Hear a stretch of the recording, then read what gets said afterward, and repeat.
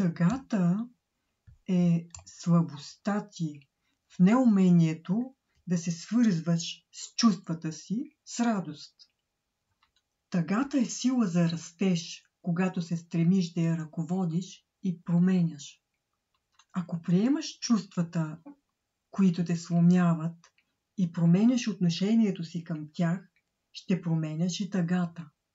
Същите чувства, които те сломяват, са и чувствата, които ще ти помогнат да си силен и радостен човек, като те правят по-стабилен в преживяването на различни състояния.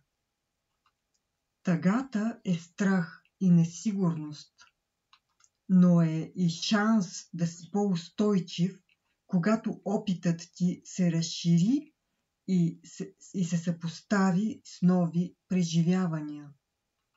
Тъгата е смяна на слабостта с сила, когато се научиш да се приемаш в слабостта си и се признаеш за ценен и важен. Малкият аз те отделя от същността ти на силен и смел човек.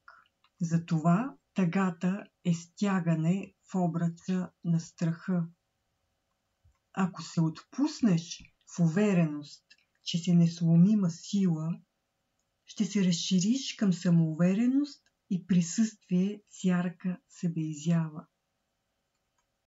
Виж всички видеа от универсална духовна система щастие тук.